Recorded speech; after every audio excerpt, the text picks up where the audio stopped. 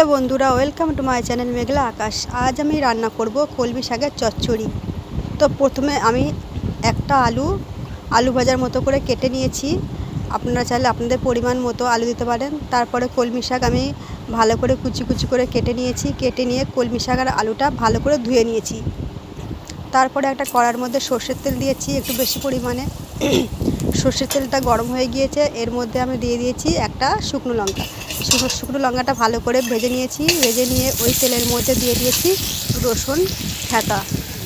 আপনারা চাইলে রসুন বাটা কিংবা রসুন খসা দিতে পারেন, তবে আমি এখানে রসুন থেঁতো করে দিয়ে দিয়েছি। দিয়ে একটু নাড়াচাড়া করে নিয়েছি। রসুনটা ভালো করে ভাজা ভাজা হয়ে গিয়েছে। এরপর এর মধ্যে আমি দিয়ে দিয়েছি পেঁয়াজ কুচি।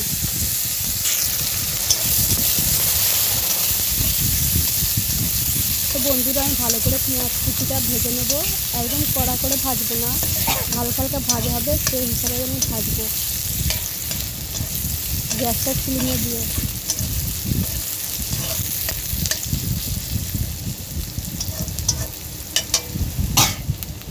তো এখানে পেঁয়াজটা প্রায় ভাজা হয়ে গিয়েছে। এরপর আমি এর মধ্যে দিয়ে দেবো আগে থাকতে কেটে রাখা কলমি শাক আর আলু। কলমি শাক আর আলু কেটে রাখা ওটা আমি এর মধ্যে দিয়ে দেবো।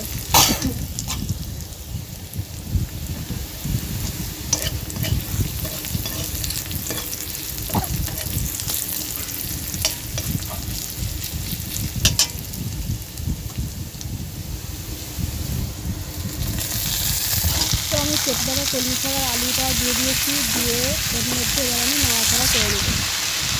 এটা আমি ভালো করে নাড়াচাড়া করে নেব যাতে তেলের সাথে ভালো করে মিশে যায়।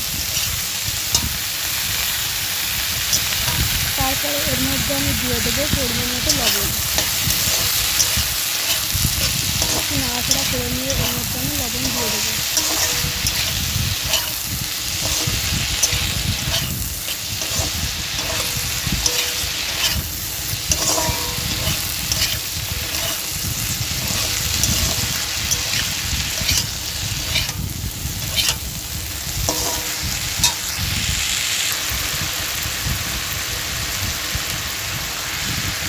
পরিমাণ মতো লবণ দেওয়ার পরে আমি আরেকটু নাড়াচাড়া করে নেব।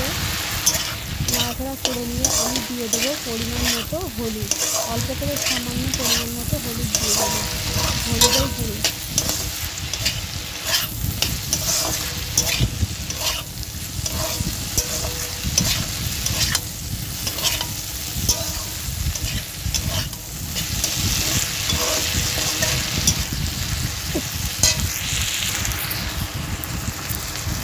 অল্প সামান্য পরিমাণে হলুদের গুঁড়ো দিয়ে দিয়েছি। দিয়ে আমি ভালো করে নাড়াচাড়া করে নেব।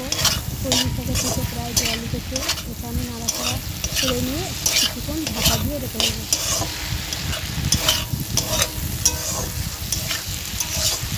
যাতে কলমি শাকগুলো ভালো মতো ভেজে যায় আর আলুটা প্রায় অনেকটা সিদ্ধ হয়ে যায়, সেই হিসাবে আমি ঢাকা দিয়ে দেবো। এখানে যেহেতু কলমি শাকের পরিমাণ অল্প, তাই আমি ছোটো দেখে একটা আলু দিয়েছি। যদি আপনাদের সাথে কলমি শাকের পরিমাণ বেশি থাকে তাহলে আপনারা বেশি করে আলু দিতে পারেন।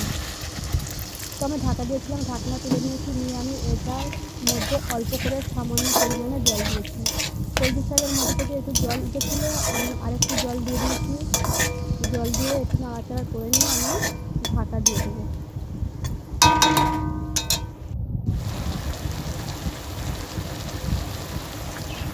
তো আমি ঢাকনা তুলে নিয়েছি। নিয়ে এর মধ্যে সামান্য পরিমাণে, একদম সামান্য পরিমাণে জিরে গুঁড়ো দিয়েছি। জিরে গুঁড়ো দিয়ে খুন্তিতে ভালো করে নাড়াচাড়া করে নিয়ে এইরকমভাবে ঘেঁটে দেবো, যাতে কলমি শাকটা মাখো মাখো টাইপের হয়ে যায়, একদম মিশিয়ে যায় আর আলুগুলো একটু ঘেঁটে যায়। সেই কারণে আমি খুন্তি দিয়ে কিংবা চামচ দিয়ে এইরকমভাবে একটু ঘেঁটে দেবো, নাড়াচাড়া করে নিয়ে ঘেঁটে দেবো। তো বন্ধুরা, কেমন লাগলো আপনাদের এই কলমি শাক দিয়ে আলুর চচ্চড়ি?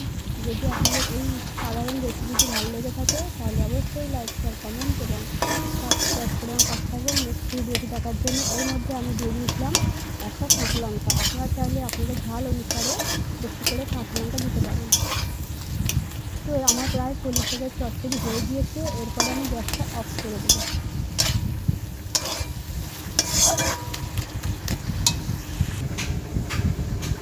বন্ধুরা, কলমি শাকের চচ্চড়ি একদম পুরোপুরি রেডি। এই ছোট্ট ভিডিওটি দেখার জন্য সবাইকে অসংখ্য ধন্যবাদ। সবাই ভালো থাকবেন আর সবাইকে ভালো রাখবেন। আর এই কলমি শাকের চচ্চড়িটি আপনারা বাড়িতে অবশ্যই ট্রাই করবেন। এটা খেতে খুবই সুন্দর হয়। সবাইকে ধন্যবাদ।